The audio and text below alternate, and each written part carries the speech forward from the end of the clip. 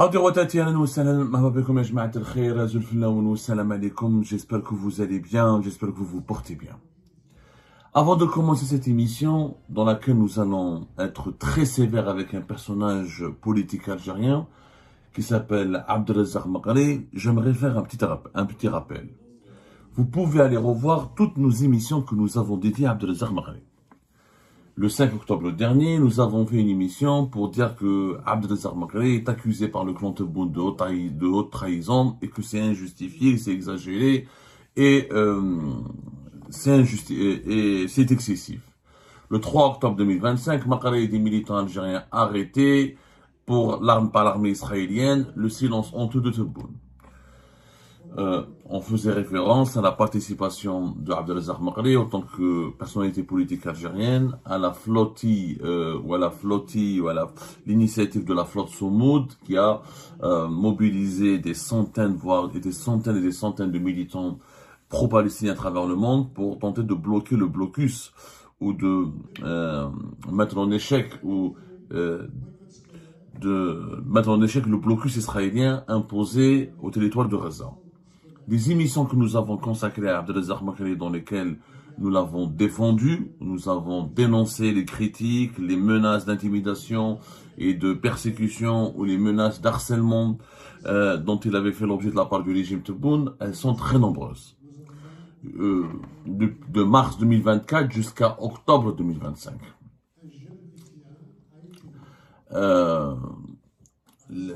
Je ferai ce préambule et je précise cela dans cette introduction parce qu'Abdelrazak Maghri il a un défaut.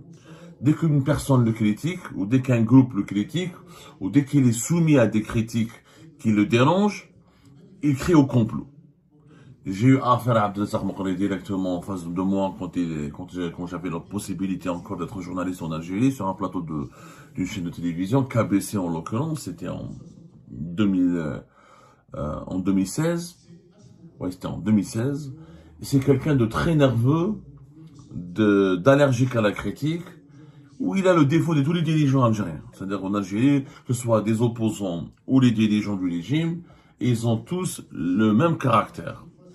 Colérique, nerveux et hostile à toute critique, à toute contradiction. Je précise cela pour dire encore une fois, Abdelrazak Maghri va nous écouter certainement, c'est pas la peine de nous dire qu'on fait partie des mouches électroniques, et c'est pas la peine de nous dire que j'ai été téléguidé ou là j'ai été actionné par le régime Tebboune. Il connaît très bien mon histoire tumultueuse avec le régime Tebboune et que je suis l'un de ses plus engagés des pourfendeurs. Et parmi les plus voix critiques, les plus acérées contre le régime Tebboune. On va parler d'Abdelrazak Maghri, pourquoi?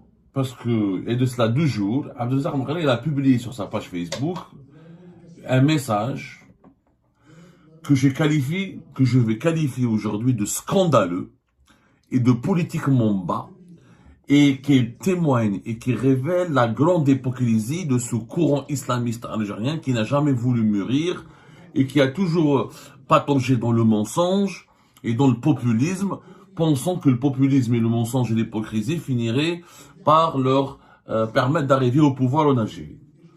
Voilà le post d'Abdelrazak Maghri sur sa page Facebook. Abdelrazak Maghri, voilà, sur sa page Facebook, qui est très suivi.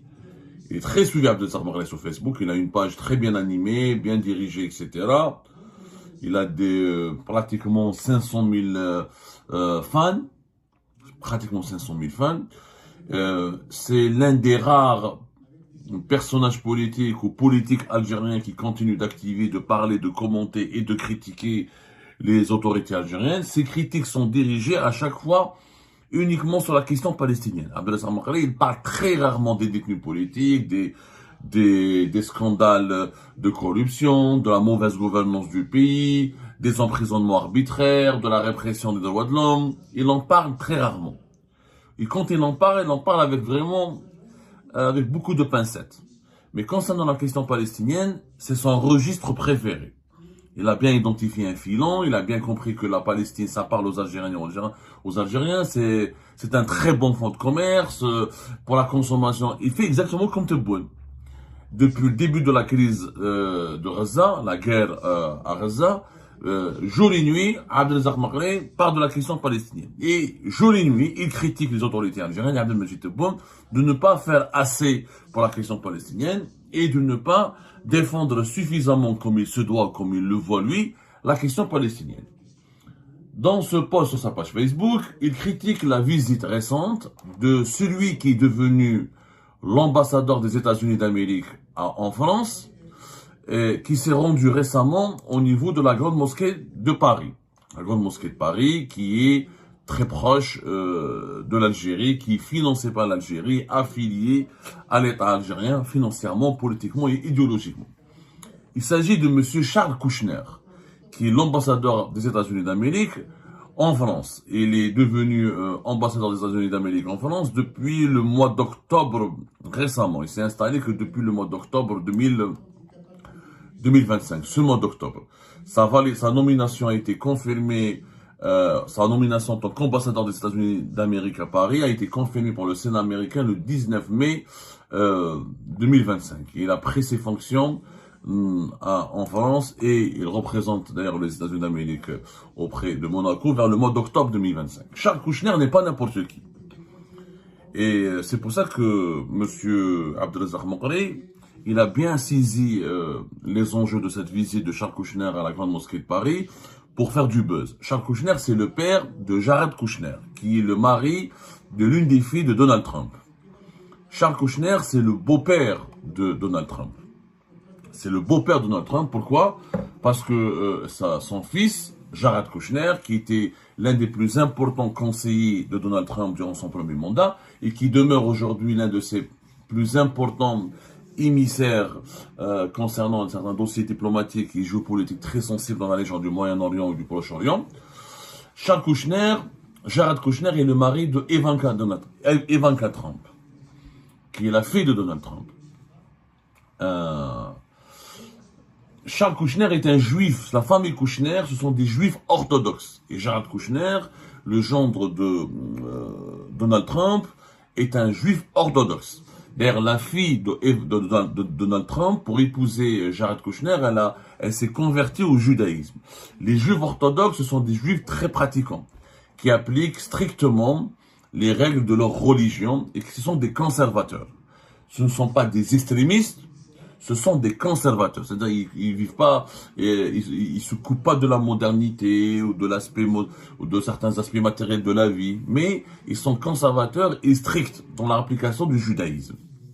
Charles Kouchner, donc, il a été, tant que beau-père de Donald Trump, il a été nommé ambassadeur des États-Unis en France. Il a une histoire un peu controversée, puisqu'en 2005, Charles Kouchner avait été jugé coupable de fraude fiscale, de subornation de témoins et de contribution illégale à des campagnes électorales. Il avait été condamné à 2 ans de prison ferme et 40 000 $ d'amende. Il avait même fait de la prison, il avait purgé 14 mois de prison ferme dans une prison fédérale aux États-Unis d'Amérique.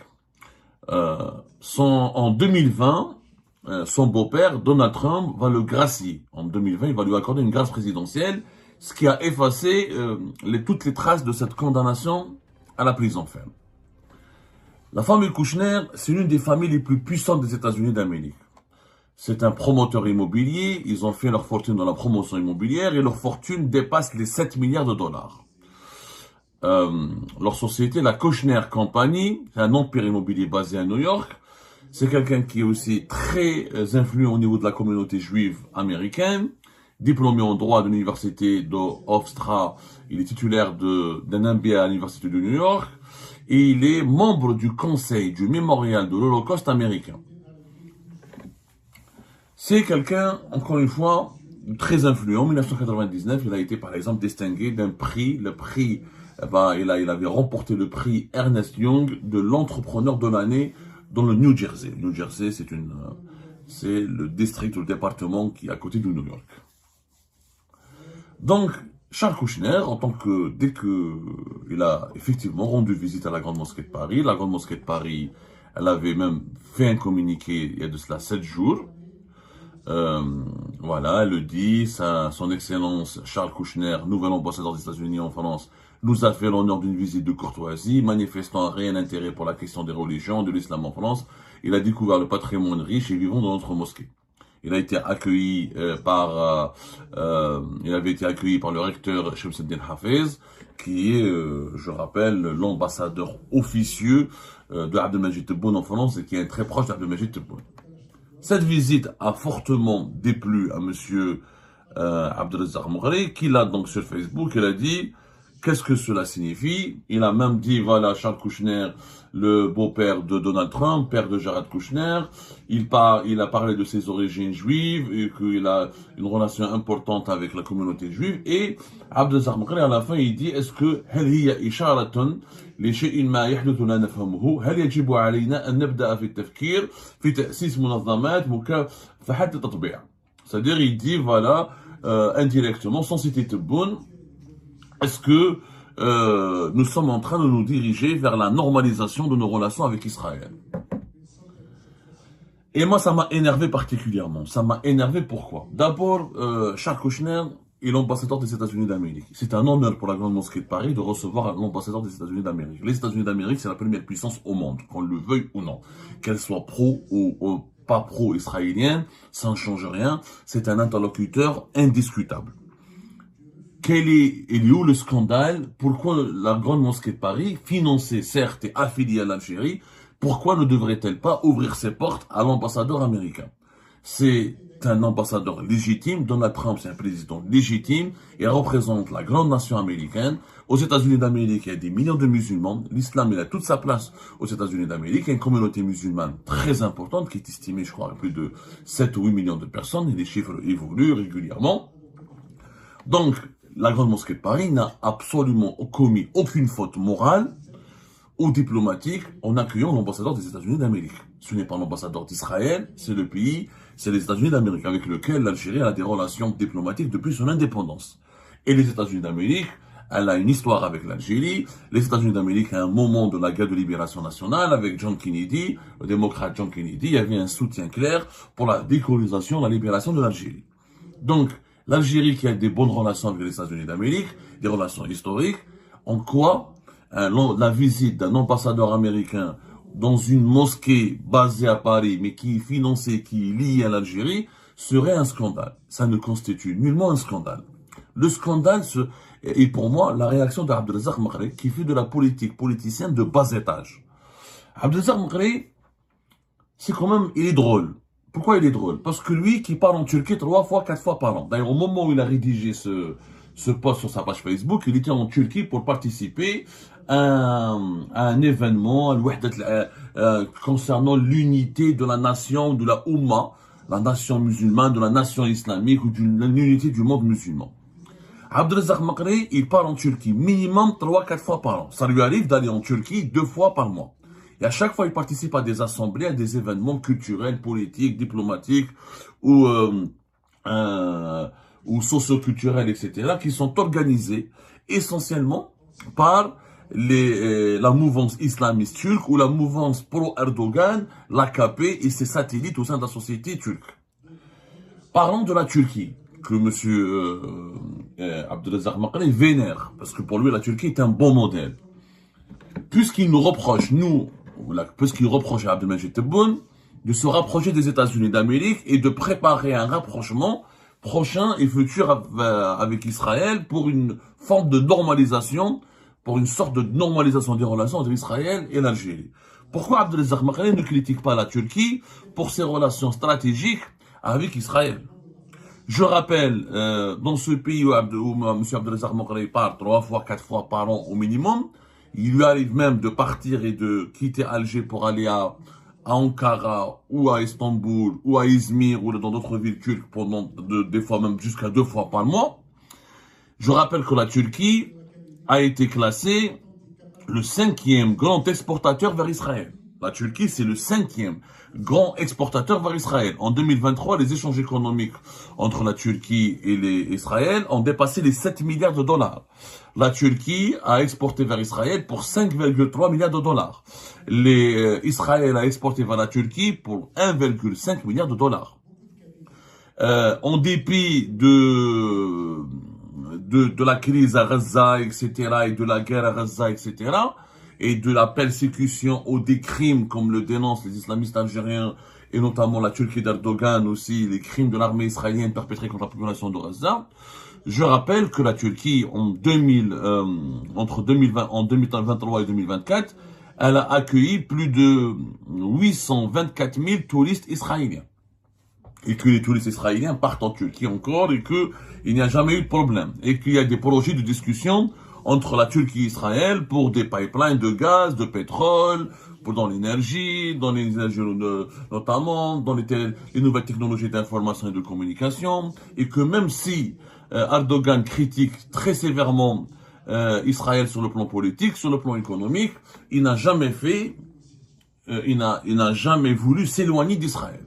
Même s'il y a eu en 2024, récemment, la Turquie d'Erdogan a annoncé la fin des rapports, la fin des échanges économiques et commerciaux, mais en réalité, sous le manteau, ça c'est les effets d'annonce, mais en réalité, sur le terrain, les échanges économiques se poursuivent le plus normalement du monde.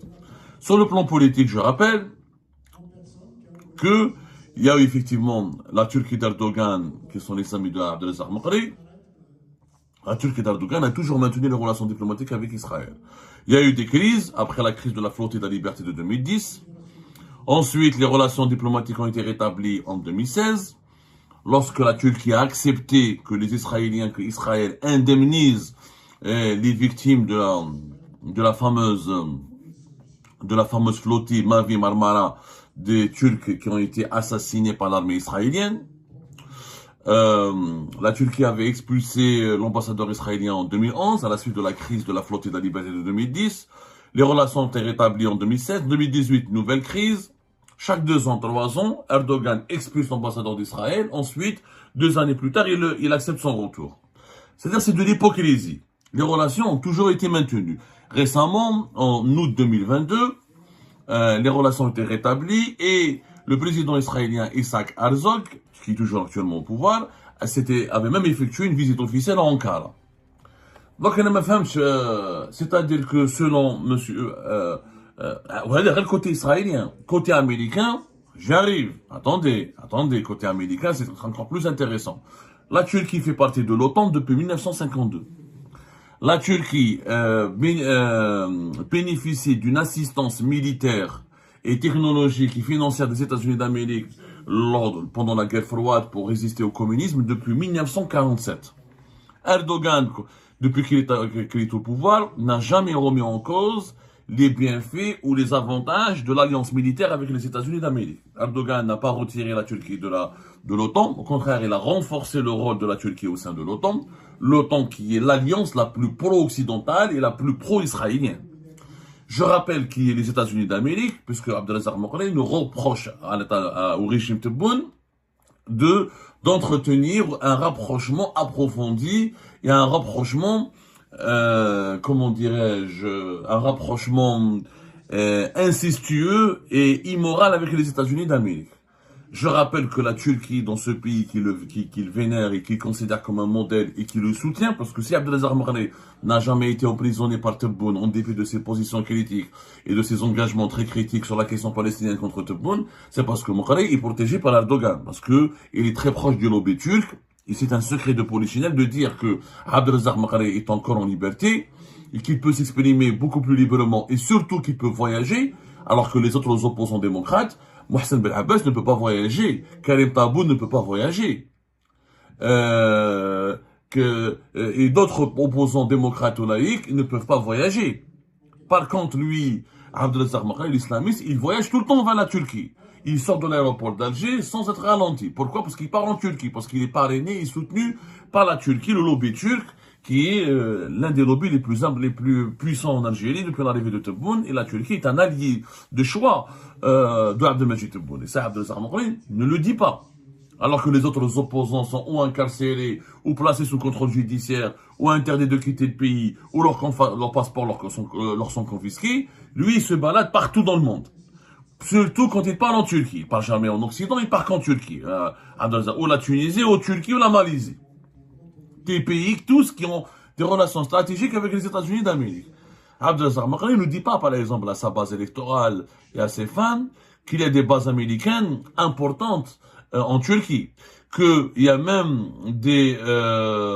par exemple, la base aérienne d'Incirlik, qui est utilisée par les forces américaines dans le cadre de l'OTAN, mais dans le cadre aussi d'un partenariat ou d'un accord militaire bilatéral entre la Turquie et les États-Unis d'Amérique.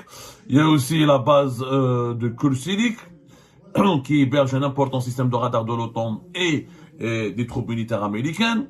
La base aussi d'Izmir, qui abrite un quartier général terrestre de l'OTAN dans des membres, dans des forces militaires américaines. En plus, les États-Unis d'Amérique, depuis les années 50 et 60, ont déployé un arsenal nucléaire sur le sol turc.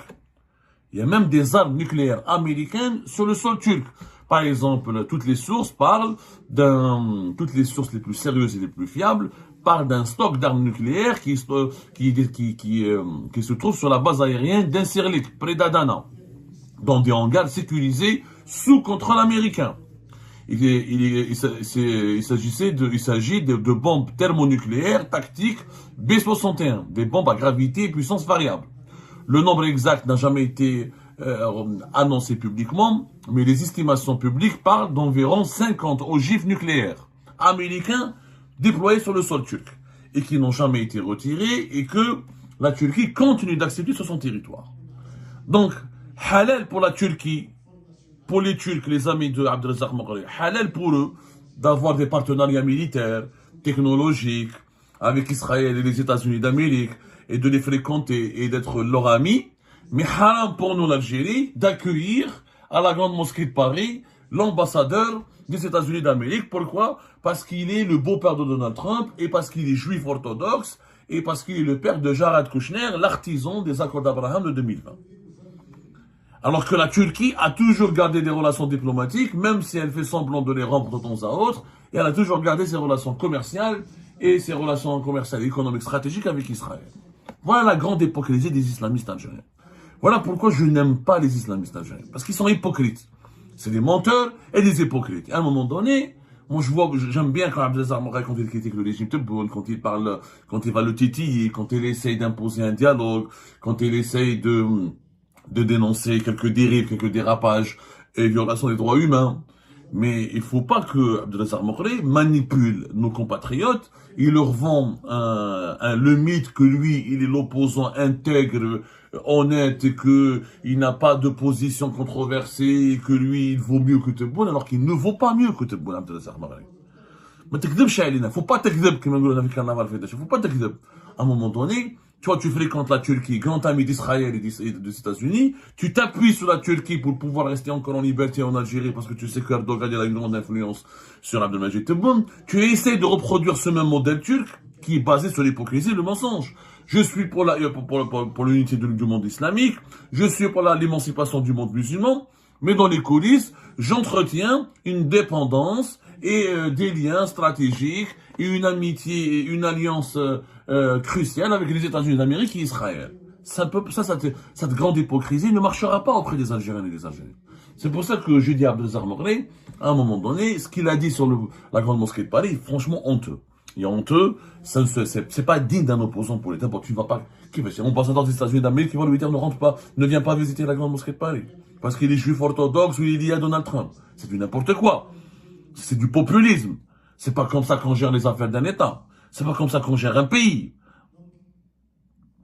Et encore une fois, l'Algérie est entre le marteau et l'enclume. Elle est entre la médiocrité maladive et l'incompétence de ses dirigeants actuels. Et elle est tiraillée aussi de l'autre côté. Elle fait face à l'hypocrisie, l'inconscience, à la radicalité totalement idiote et inefficace des opposants des opposants tolérés des dirigeants actuels. Rabbi Djibril Khair.